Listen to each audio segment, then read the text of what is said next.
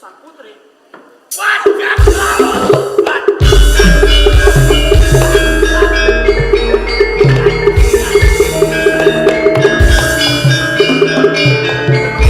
Ini maju. Maju. Sopo? Kula Sati. Sati. Nggih. Kowe kok cedak marang kusumaning Ayu Sitira Kana? Niatmu arep apa kowe? Kula tetulung kalian sang putri sang jenderal. Tulung.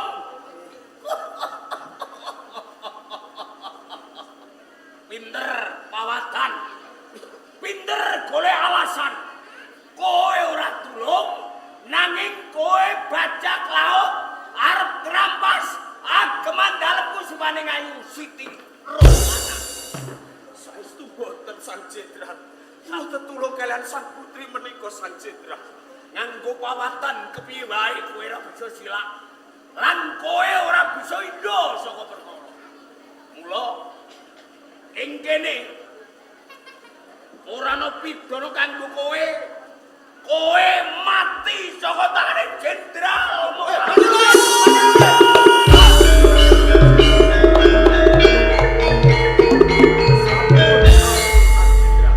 Nyuwun sewu nyuwun pangapunten sang jenderal Muhammad. Sinten pawongan menika laju menapa kaluputanipun satemah sang jenderal Muhammad badhe mejahi dhateng memang menika. Iki kengaran Sati.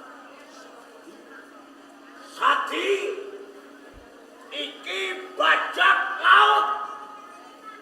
Arep ngrampas ageman dalem kusumaning Ayu Sitira Kana. Saestu boten boten. Piye? Angin nyuwun sewu sang jenderal. Menawi kaneman menika anggep lepat nanging boten panjenengan ingkang wenangaken perkawis menika. Jur sapa? Kerajaan Turki wonten Adyaksa ingkang wenangaken perkawis menika. Perkara ngene iki diunggah ning Pradana Pengadilan. Kunci. Kesuwen. Monggo. Monggo dipun Kesuwen. Monggo. Waton bajak laut dipateni rampung perkara. sampun. Boten panjenengan ingkang wenangaken perkawis menika. Ngono.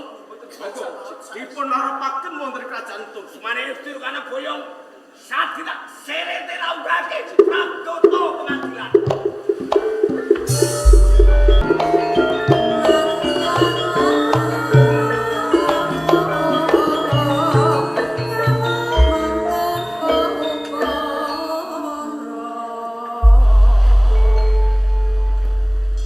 Pangeran Yusuf, Sang Baginda Maharaja, becik Suhaniro Pangeran Yusuf, kalis ing Sampitana sowan kawula, kebareng caos sungkem kinarepeti Sang Baginda Maharaja. Iya.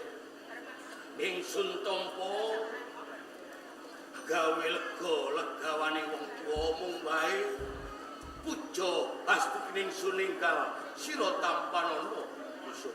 Sanget angin kawula mundi mugi dadosaken jejimah Sang Baginda. Sawentara dipenak giangkon lungguh. Senika dawuh.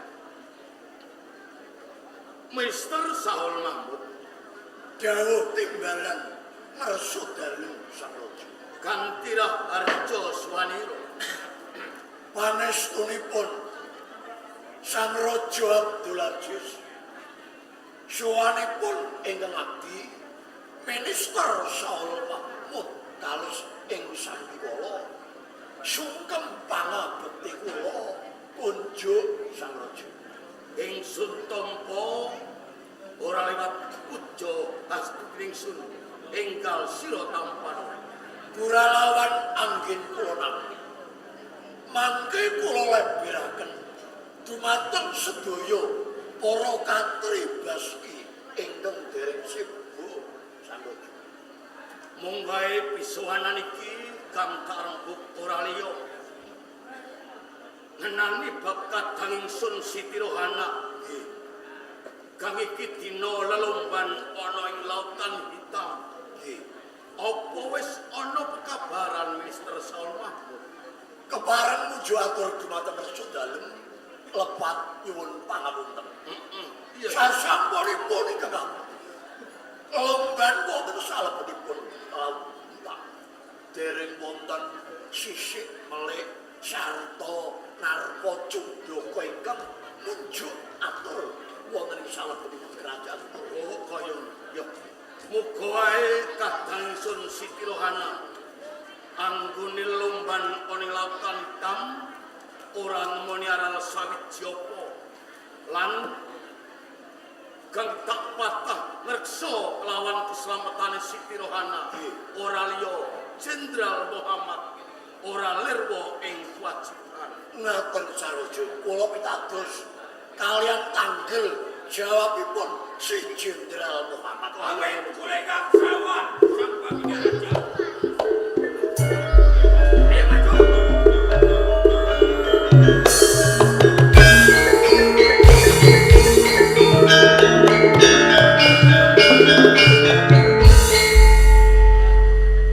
Tatur lugu Jenderal Muhammad. Selak nungsung pawarta kepingin mangerteni anggone kadang sun Siti Rohana lomban ana lautan hitam kang ing kono jeneng sira kang tak percaya ngreksa kelawan kawijenganing kadang sun yor kepriye Purwomadya usanane Kepareng matur sang baginda raja. Kusumaning Ayustira panalomban wonten ing lautan hitam dereng ngantos dangu dumadaan wonten bajak laut ingkang nami Sati badhe ngrampas agemanipun kusumaning Ayu Siti Rohana. kadang sun Sati bajak laut bajingan kentung. Cukuplah Jenderal Muhammad. Yen ngono pawongan kang kok kanthi mungkah oleh kerajaan Turki kae kang bakal gawe kapitunaning kadang sun Siti Rohana. Leres.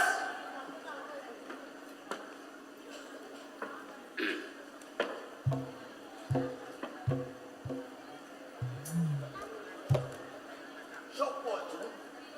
Kula Sati Satmojo. Sakti. Bocah sapa desa? Saking dusun raya Satmojo. Kumawani kowe ganggu gawe kadang sun anggone lomban ana lautan hitam. Kowe salah. Kowe luput. Mulai kene ingsun raja ana kerajaan Turki bakal paring pidana hukum kelawan jeneng sira. Hukum 5 tahun ana ing pagunjaran kowe Sakti. Cocok.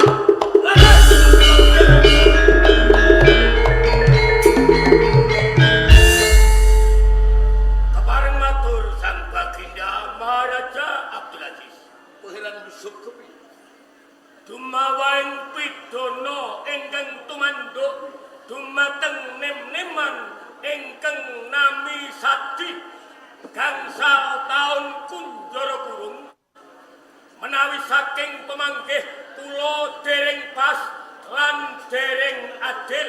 Ya gene kaya ngono Yusuf. Dereng adilipun keranten panjenengan namung nampi dumateng pradulipun Jenderal Muhammad tanpa langkung rumiyin raja niti leres menapa boten neneman ingkang nami Sati menika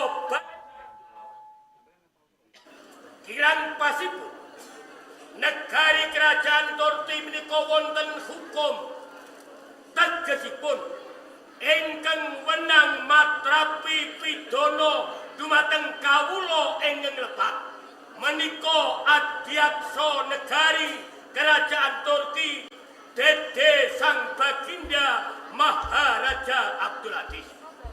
Menawi sang baginda Maharaja Abdul Aziz matrapi pidana dumateng Sati teges raja kerajaan Turki nyalai tatanan kelancangi dumateng wewenang adyaksa negari kerajaan Turki sang baginda Maharaja.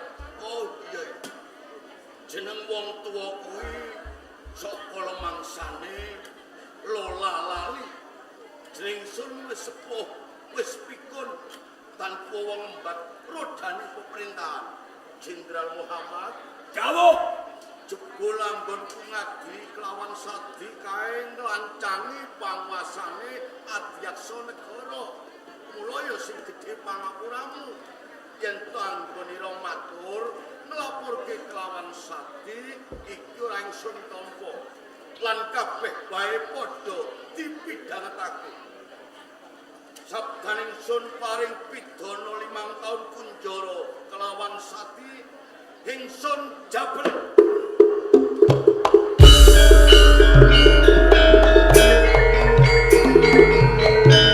Sang Baginda Raja, panjenengan menika raja ingkang harus wonten ing negari Turki. Paring pidana kalih sadi 5 taun kurungan. Kenging menapa panjenengan jabel? Menawi ngaten kula saged mestani panjenengan raja ngendikane esuk walung sore pasang, esuk dele sore tempe. Mangke dipun guyu para kawula wonten ing sakukuban negari Turki. Aja salah ing panampa, Jenderal. Apa sebab ingsun jabel pidana kang wis tak patrapke kelawan sadi? Jalaran yen to aku sing paring pidana teges ingsun raja sing kumolancang nglancangi panguasaning adyaksa negara. Mongko keng menang matrapi pidana ora liya adyaksa negara. Kumakaken. Oh, ya. Yusuf, Sang Baginda Maharaja. ora dene jeneng sira minangka adyaksa negara. Mula ing kene jeneng ingsun paring wewenang kelawan adyaksa kang supaya ngraja niti kelawan perkarane Sati lan bibimu Siti Rohana. Sendika dawuh Sang Baginda Maharaja. Enggal tindak kene. Atas nama Adyaksa Negara Kerajaan Turki, Pangeran Yusuf arsa ngrajaniti saengga paring pengadilan marang perkara kang dumadi. Perkarane nom-noman desa dinakwa dadi bajak laut kang bakal jarah agemane Siti Rohana. Laras! Jroning pradata pengadilan, lumakuning pengadilan kudu jangkep 4 perkara. 1 penggugat, 2 dakwa, 3 bukti, 4 saksi. Mula ndak wiwiti kanggo ngrajaniti perkara iki saengga iso ngadili lan nemtokake paukuman saha pidana. Ingkang madeg dadi penggugat sapa? Kula Jenderal Muhammad. Jenderal Muhammad. Cukup Jenderal. Lungguh Jenderal. Penggugate Jenderal Muhammad. Nggih. Sing kena dakwa sapa Jenderal? Sati. Sati. Sati. Iya. Sati. Cukup. Dakwamu marang Sati kepiye, Jenderal? Sati bajak laut badhe ngrampas ageman dalem kusumane Nyai Siti Rohana. Cukup. Sati. Dawuh kula sangat biasa. Apa bener kowe bajak laut, Sati? Boten. Jenderal meneng. Jenderal. Lungguh. Lamun sira dudu bajak laut, kowe teko ana ing Samudra Hitam cedhak Siti Rohana. Apa karepan Sati? Ing sekawet kula menika ledang wonten laut hitam. Kula mangertosi wonten satunggaling baeta kerep kesampya ombak. Lajeng wonten panjeriting menungso nyuwun pitulungan. Lajeng kula tilung kalian menungso kala wau. Sareng kula beto wonten sak pinggiripun laut hitam. Kula dinakku menawi kula menika bajak laut. Jenderal Muhammad. Jenderal Muhammad. Lungguh. Samane Sati. Sira tedhak ana ing Samudra Hitam cedhak Siti Rohana. dasare sira dudu bajak laut sing ora bakal jarah agemane Siti Rohana, nanging kowe tetulung marang Siti Rohana.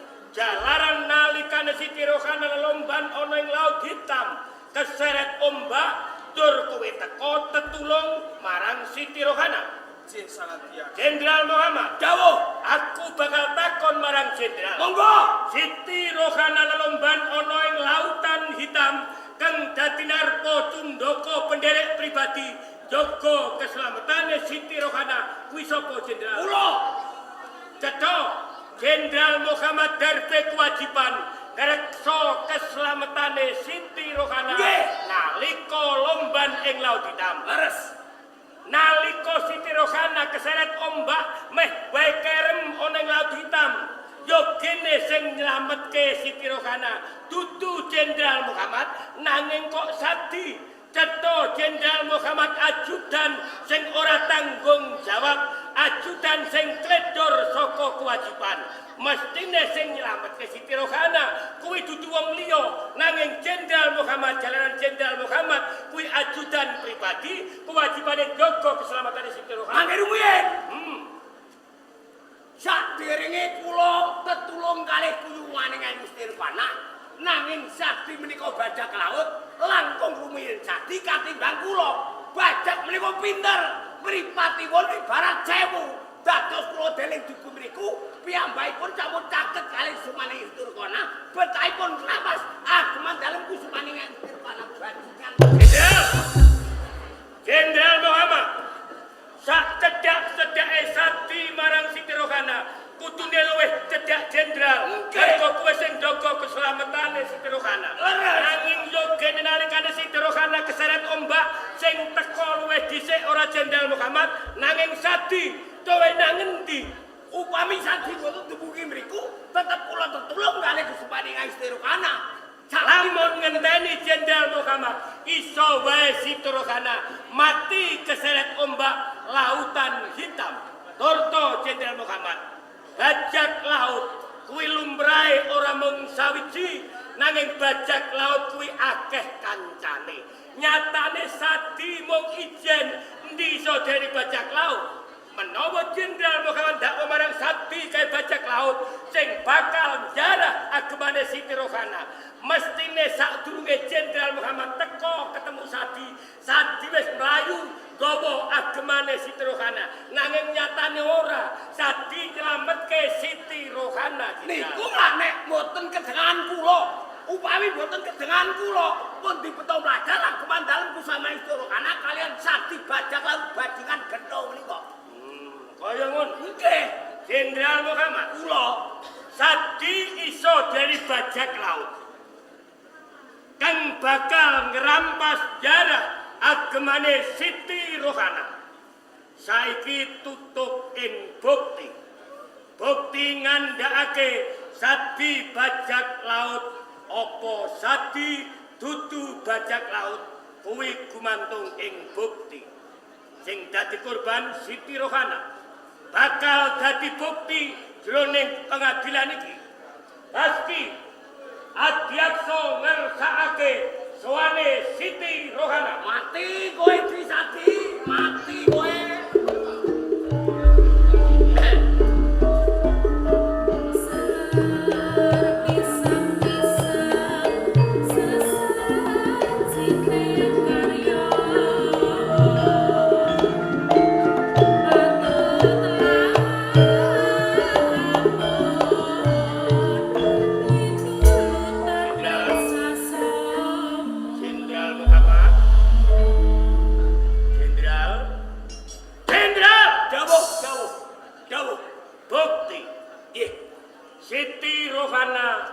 Dadi korban nalika kedadian lomban ana ing Samudra Hitam. Bibi Siti Rohana. Pangeran. Nalika panjenengan lomban wonten ing Laut Hitam, ndika keseret ombak wonten nem-neman desa nami Sadi ingkang cedhak dumateng panjenengan. Dinakpo Sadi menika bajak laut ingkang badhe jarah ageman panjenengan. Saking menika Adiaksa kepengin ngertos. Monggo Bibi Siti Rohana katuran naliti ngrajaniti ageman panjenengan menapa setunggal kemawon ageman panjenengan wonten ingkang ical. Wonten ingkang ical. Menan. Nyatane siji wae ora ana sing ilang Pangeran Yusuf. Dipun ambali sepisan malih dik men cetha. Isih wutuh kabeh Pangeran. Ageman panjenengan utuh setunggal kemawon boten wonten ingkang ical. Isih. Menika saestu Jenderal Muhammad Dawuh. endi Sakti saudari bajak laut nyatane agemane Bibi Siti Rohana siji wae ora ana sing ilang. Apa iso Sakti tidak boten dibajak laut? Mangke riyen upami mboten kedenganan kula pun telas glamit resik dipun beto kalih Sakti. Ngarep Jenderal Muhammad matur. Sak pinter-pintere Jenderal Muhammad ijeh pinter malinge. Nggih. Lamun Sakti bener-bener maling saurunge konangan kuwe mas-masan ageman wis digawa mlayu Sakti ning nyatane kok ora. Bajingan golek nang perkara wong. Jenderal Muhammad katitik saka bukti krana agemane Siti Rohana ijeh putuh ora ana kang ilang siji-sijiya. Cetha Sakti dudu bajak laut. Engkang pungkasan arepa penggugat dakwa bukti saksi kanggo kunci Sakti bajak laut lan bisa nama pidana awaton saksi kuat lan yakinake perkara. Jroning perkara iki kang dadi saksi sapa Jenderal? Saksine sapa? Saksine kula piyambak. Jenderal Jenderal Muhammad.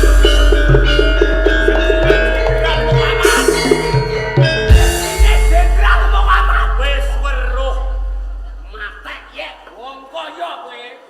saksine Jenderal Muhammad. Nggih, Jenderal, kula adiaksa bakal takon. monggo. Jroning pradata pengadilan, lamun ana penggugat ngrangkep dadi saksi, kuwi sah apa? Sah. Sah. Tenan, Nggih, penggugat ngrangkep dadi saksi sah. sah. Iki uga ana perkara. Mengko pengadilane tak barengke karo pengadilaning Sakti. Mergo iki uga ana maling nyolong bondo, malinge wis cetha, mengko bareng diadili bareng pengadilaning Sakti. Cocok. Bajak laut gento diadili sareng kalih maling cocok. Sing kemalingan Wah, aku duwe sapi loro ilang dicolong maling. wih. Maling sing tak dakwa ora ana liya Jenderal Muhammad. Pripun? Kowe tak dakwa dadi maling, kowe jenderal nanging nyolong sapi. Dados sampean kelangan sapi loro. Sampean sing dakwa dadi maling, kula. Malinge kowe. Sampean iki pun dadi penggugat.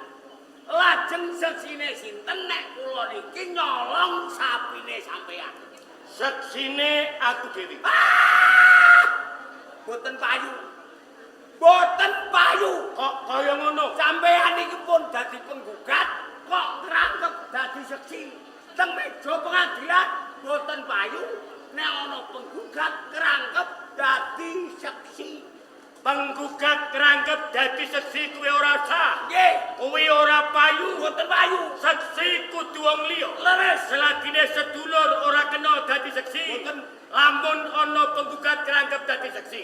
Jroning meja pengadilan kerajaan Tukti ora sah. Boten. Kowe ora gelem tak dakwa mergo aku penggugat kok ngrangkep dadi seksi. Lah, Padha karo kowe nggugat marang Sadi. Kok saged? Kowe penggugate Sadi ya kene mbok sekseni dhewe Jenderal Muhammad. Yen ngono gugatan marang Sadi ora sah mergo kowe penggugat kok mbok sekseni dhewe Jenderal Muhammad. Wah, yokrol pokrol. Jenderal Muhammad sawise katoto katiti karajek kalarit karo Joniti miturut lumakuning pradata pengadilan ana ing kerajaan Turki saya bukti saengga seksi gumatokake Adiaksa negara kerajaan Turki Pangeran Yusuf mutusake Sadi dudu bajak laut.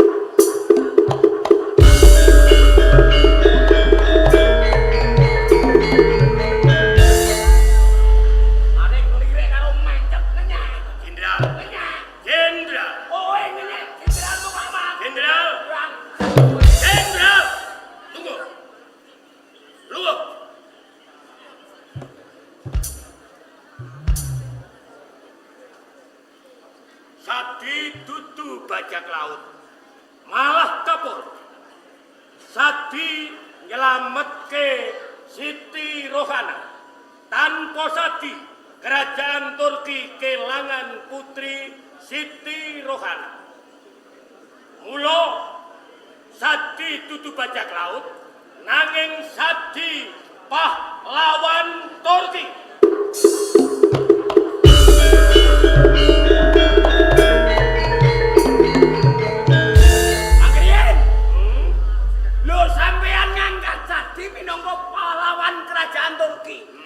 Niku le mikir nganggo bathuk napa nganggo dengkul. Kaya ngono. Sadi menika kere. Sadi menika gembel. Turki menika kathah baski ing tatak tanggung jawab. Lho Sadi kok diangkat dados pahlawan kerajaan Turki. Jenderal Muhammad, kowe ngias marang Sadi, kowe nyepele karo Sadi, dupah kae bocah gembel, bocah kere, bocah desa. Yen ora pantes minasat pahlawan. Apa gunane apakah jenderal saben sasi nopo gaji saben wulan nopo bayaran nanging ora iso nyambut gawe kaya Jenderal Muhammad ora iso njogo marang keselamatane Siti Rohana luwung bocah desa kaya Sadi nanging nyatane Sadi bisa nyambung uripe Siti Rohana Wajinan golekno perkara wong tok ae. Jenderal lungguh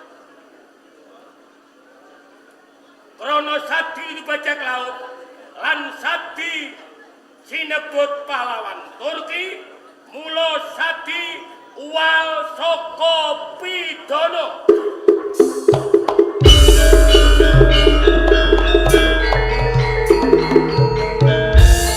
Mangkono keputusan Adiaksa negara kerajaan Turki Pangeran Yusuf. Ngenani Sadi kang wis sinebut pahlawan kerajaan Turki krana lelabuhaning Sadi nyelametke Siti Rohana wajib nampa ganjaraning kawula kuwi dadi wewenanging raja ing kerajaan Turki.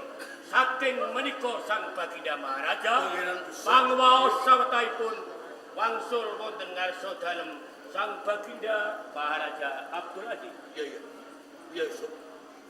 Lelaki agung ing panuwun dene Kang Sira wis gawe padhanging swasana nang kerajaan Turki kanthi ngadili perkarane Sadi kang sak adil-adile.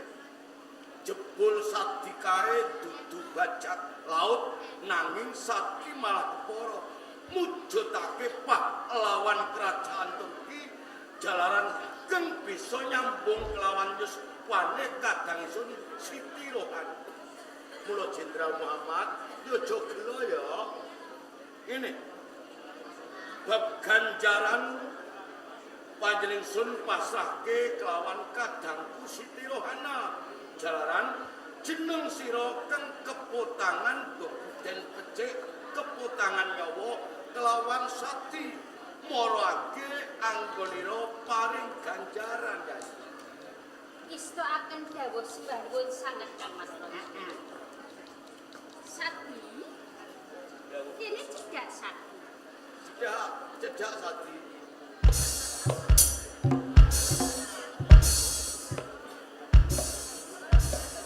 Sadi Jedawuh ini cedak oh.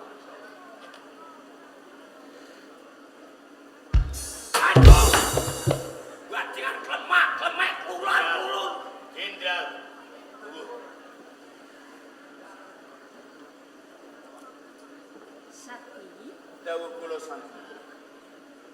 rening ing kene aku tengan kubilan sliramu. Umpama Torano Sati kelakon abis tumekaning pati. Kang Mas Raja, Ya Sidrohan. mugi panjenengan dados paseksen. Sati badhe kula angkat dados ajudan pribadi kula.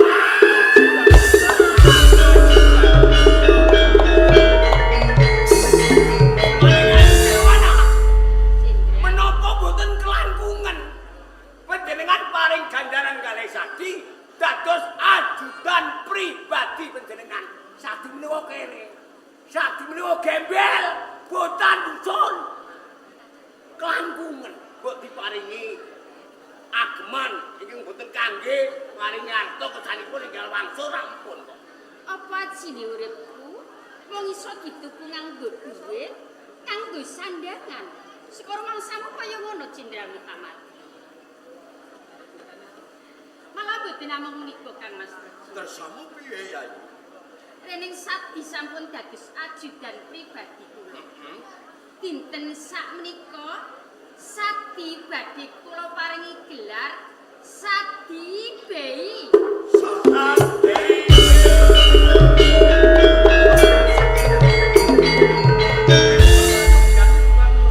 Panjenengan paringi gelar Sati Bey. Wah, langkungan Sati wedhus kibah sampun kok Sati. Wah, Lho apa ora kuwalik to Jenderal Muhammad sing wedhus kibas ki ora Sati ning kowe. sampeyan niku kok. Sati, Iji kula sampun. sepuh kene cedhak kok. Kang Mas Raja. Rening Sati sampun dados ajudan pribadi kula. Tur malih sampun kula paringi gelar Sati Bey. Sampun dados keluarga wonten ing kraton Turki Ora pramila. klepaturmu Sidrohan. Sati kula badhe paringi sesupe stempel kerajaan. Kula paringaken kalian pun Sati.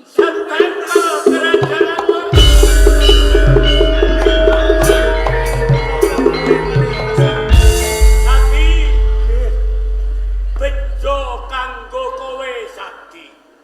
Kowe bocah desa nanging kowe bakal nampa stempel kerajaan Turki, teges kowe dadi keluarga kerajaan Turki. Ngerti yo Sati, ora saben menungso sing bisa nganggo stempel kerajaan Turki. Wong sing duweni derajat pangkat, wong sing ngabdi wiwit cilik nganti tuwek, ibarat ngidam ngiler kepengin ngagem stempel kerajaan, ora bakal kelakon nganti mati Sati. Kowe bejo Sati. Kelangkungan diparingi stempel kerajaan Turki. Mbok diparingi stempel Bang Amanah napa Harum sampun kok. Allah, ngajeng Sati. Ini. Wong kaya ngene bakal rasa adol stempel. Sampun Kang Mas Raja. Ayo, wis rampung anggon paring ganjaran. Kados ngaten injih. Sati injih kula sampun. Ganjaran kang dipasrahke lan diparing kirang sliramu. Aja kok anggep minangka kanugrahan. Nanging iki mujudake rasa tanggung jawab kang gedhe. Sepisan kowe kudu bisa ngluhurke jeneng kerajaan Turki. Kang angka loro, kowe kudu bisa njaga kelawan keslametane Siti Rohan. Mula ing kene Sati panjenengan sun paring dawuh lan sliramu. Bopongen Siti Rohan mubeng yang alon-alon kerajaan Turki jek men kawula kae padha ngerti yen to Sati saiki wis dadi keluarga kerajaan Turki lan dadi ajudan pribadine kadang ingsun Siti Rohana. Ngiswaken dawuh. Bopongen Sati. Loro bopongen Sati. Ayo Sati.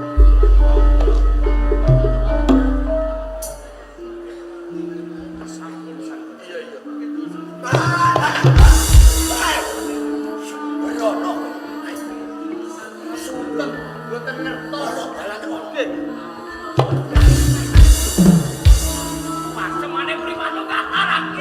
kanthi tepatku. Sampun.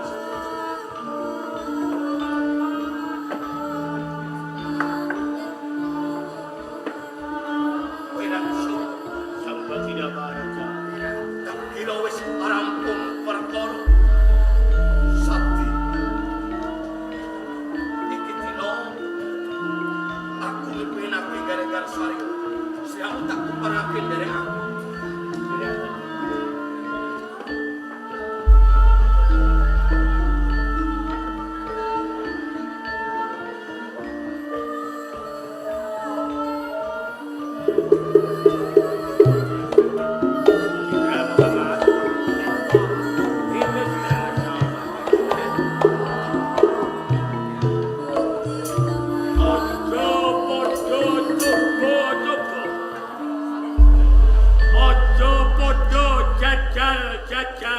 Dolanan perkara ing kerajaan Turki.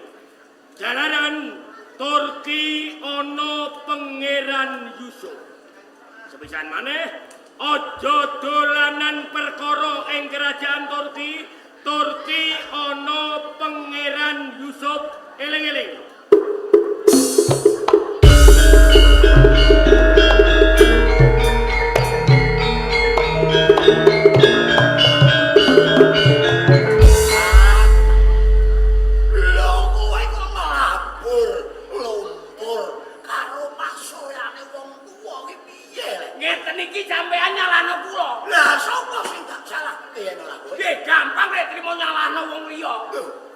Lho sampeyan iki ngertos. Ya. Nek kula niki bantah kalih Pangeran Yusuf. Jenengan miring utawi ngertos. Kok jiblek mawon. Mboten ngewangi kula. Dadi kowe ngalahke wong. Nggih mawon ngoten-ngoten. Wong bodho karo wong bodho aja doudur. Aja geger. Sekolah sing pinter lagi musuh karo Pangeran Yusuf. Turki ana Pangeran Yusuf. Ya, Bos. Ya. Klepok kowe dadi bos. Jenderal Muhammad. Bapak militer. Upami boten main teng ngene panandhan. Ya. Kula bantah nek Yusuf mawon. Hei, Kula bantah nek Yusuf mawon. kowe wani kali. Dene sing getos pindatang budi kula bantene. Tenan. Nggih. Lho, lek kowe wani lho mau wong ning kene kok ora mbok suwe. Mergo kula kalah kuwasa. Kula kalah kuwasa. Ngeten iki. Ya. Dungin jenengan nggih ngewangi kula mergo sing kepengin dadi raja niki panjenengan. Iya, Mak. Ning ngene lho, Mak, ngerti yo. Yusuf kae ora wong sembarangan. Kae petataning jalma. Lan aku nagih janjimu karo aku biyen kowe saguh mateni Yusuf. Ning kene apa Yusuf kok ora mbok mateni? Kula akeni. Menawi wonten ing pendhawe kerajaan Turki kula kalah kali Yusuf. Nanging sanes budal Yusuf mati saking tangan kula. Tatake kaya wong petake.